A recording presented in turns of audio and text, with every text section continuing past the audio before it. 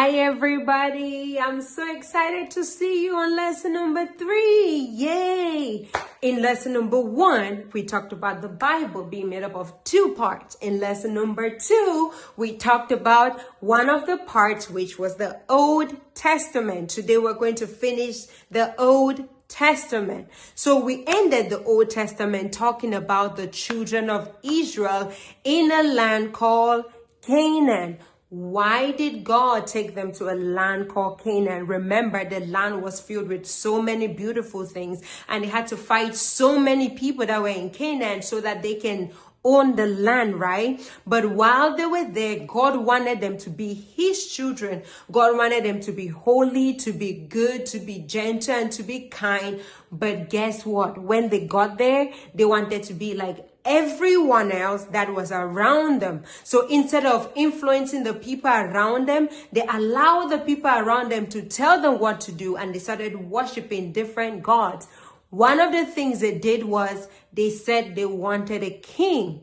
Even though God wanted to be their king, they said, nope, I want a king like everybody else. So God allowed them to have a king called Saul. And Saul was a very handsome man. Saul was with God. And then at some point, Saul got angry and then he started doing bad things. So God brought another king called David. And God really, really loved David. And David really, really loved God. And then God told David, I'm going to be with you and your descendants. So God was with David and his children also. David had a son called Solomon, right? One day God asked Solomon, what do you want? If God asks you, what do you want? What are you going to say? Guess what Solomon said? Solomon said he wanted wisdom. So God gave him so much wisdom and so much riches that many nations were coming to listen to him talk. But because many people were coming to him, he became proud. And then he started worshiping different gods. You remember those gods that they worship, like the animals and so many other things. Solomon worshiped that. And then he built many altars for those gods to be worshipped. And then God was angry with Solomon, and God told Solomon, I'm going to divide the nation of Israel.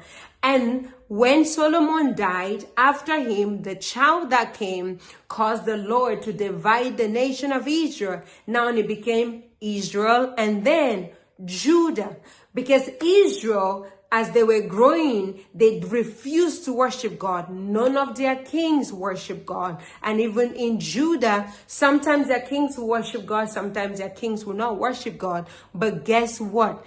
This is where the prophets come in. The Lord will raise prophets, all these amazing men of God that would tell the Israelites and go to Judah and tell them, no, what you're doing is bad. Stop doing bad things and come back to the Lord. But these people refused to listen, and they just kept doing bad things over and over. So one day, God allowed them to get captured, and he took them to another place called Babylon.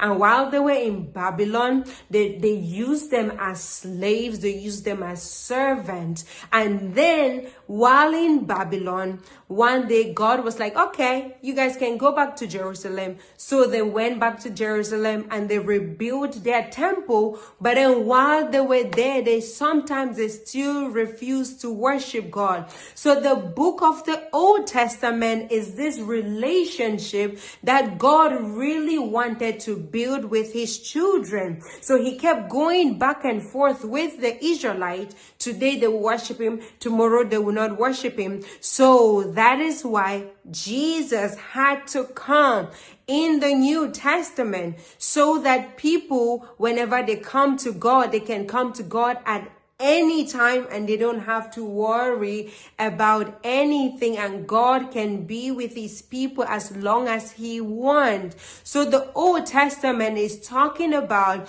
God's relationship with us, how good God is, that no matter what you do, God is always there with you. God is always calling you to himself. God always wants to be with you. And not only that, but God will always send somebody to come and tell you, hey, what you're doing is bad. Make sure you do the right thing. So it's the same way. God is telling mommy and daddy that they should do the right thing. And God is telling you also that you should do the right thing, because God is so mighty and God is so good, and all he wants to do is just to be with us and just to love us and for us to love him back. So we are going to talk about the New Testament next. I'm very, very excited for that. And then we talk about so many other amazing things. Thank you so much.